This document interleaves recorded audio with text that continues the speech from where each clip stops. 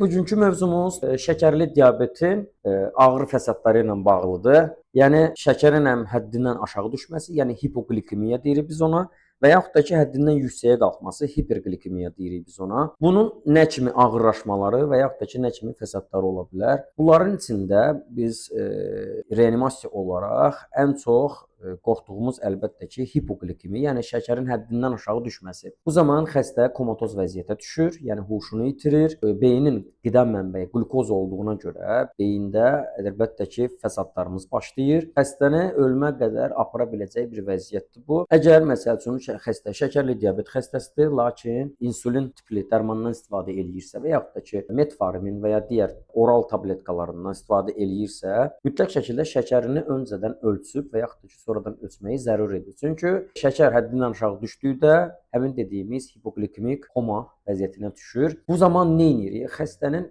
şəkərini ölçüb, əgər xəstənin şəkəri həddindən çox aşağı düşübsə, məsəl üçün şəkərli diabet xəstəsidir, o rutin olaraq şəkərini 120-250 məsəl üçün arası saxlayır, amma hal-hazırda şəkərimiz 70, 60, 50, 80 və yaxud da ki, amma xəstə özünü pis eləyir.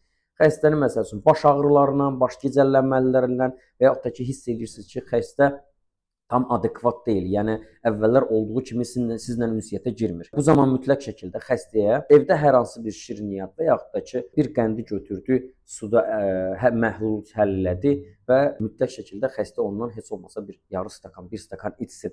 Şəkərin 250, 350 həmin zaman olması xəstəyə heç bir fəsad törətməyəcək. Amma xəstənin şəkərinin həddindən aşağı düşməsi əlbəttə ki, xəstəni komatoz və insult vəziyyətini kimi gətirib çıxarda bilər. Hiperqlikemiya, yəni şəkərin həddindən yüksək olması isə bu hiperqlikemik koma dediyimiz vəziyyətə salır. Xəstə eyni şəkildə huşunu itirir, anlarsızlaşır. İlk öncə əlbəttə ki, xəstənin zaten siz ilkin kontaktından, yəni ilkin danışıq münasibətindən başa düşəcəksiniz ki, xəstə olduğundan daha narahatdır. Şəkərimizi ölçürük və daha sonra mütləq şəkildə əgər xəstənin endokrinoloqu varsa, endokrinoloqu ilə və yaxud da ki, hər hansı bir xəstəxanaya və yaxud da mütləq şəkildə yüz üzə məlumat verilib, xəstə bir neçə saat və yaxud da ki, indi şəkərin əlbəttə ki, səviyyəsindən asılı olaraq müalicə olunmalıdır. Çünki uzun müddətli şəkər bizim bir çox orqanlarımıza, birinci növbədə ona qarşı ən həssas olan böbrəklərimizə, bədəndə belə deyək, loridlesi, harda damar varsa,